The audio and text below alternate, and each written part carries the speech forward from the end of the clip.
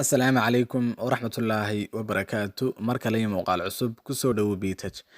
Muuqaalkani waxa uu ku saabsan yahay oo aan markaasi uga hadlaynaa sida Gmail-kaaga looga saaro moobil kale oo aad gelisay adigoon markaasi haysanin moobilkaasi. Muuqaaladii hore waxaynu kusoo sameynay Gmail, waxaynu soo gelinay phone number, waxaynu soo gelinay recovery email, waxaynu kusoo xidhnay two step verification. Marka Gmail-kaasi uu secure gareysan yahay, haddaba haddii aad Gmail-kaaga ku ilowdo moobil kale oo aad gelisay, sida adigoo moobilkaaga haysto looga sign out gareeyo ama looga saaro ayaan muuqaalkan ku baran doonaa. Kusoo dhawow.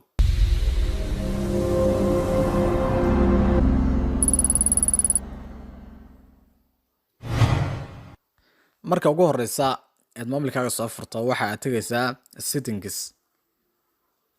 settingka marka aad tagto halkan markaasi waxaad kasii dooran doontaa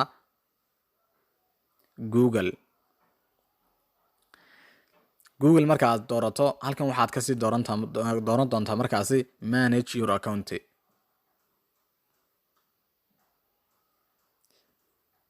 Manage your account marka aad doorato halkan markaasi waxaad kasii dooran doontaa qaybtan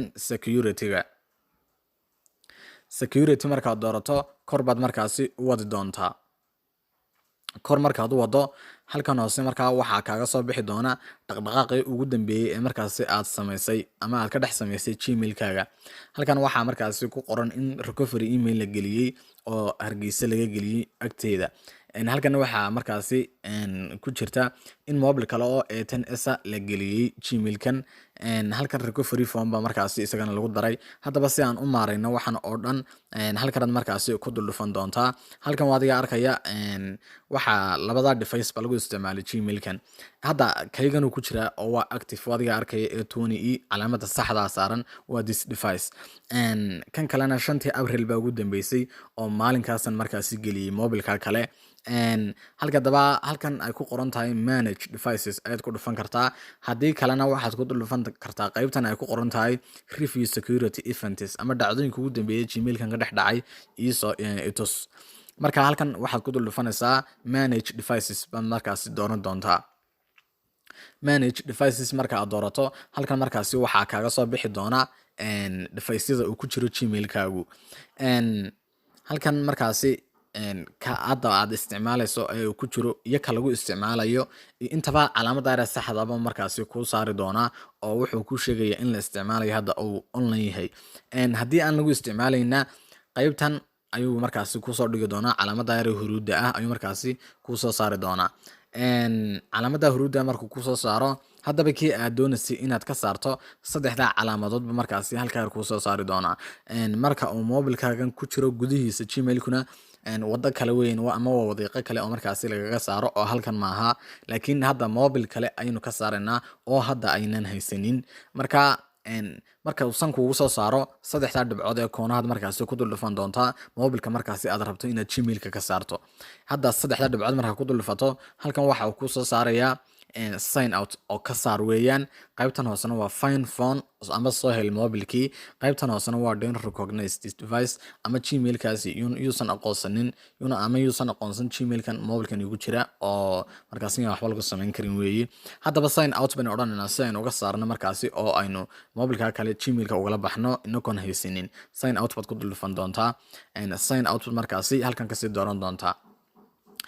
Hadda wakaa saas uga saaray waa sign out weeyaan kuma jiro wadiga arkaya where you have signed out.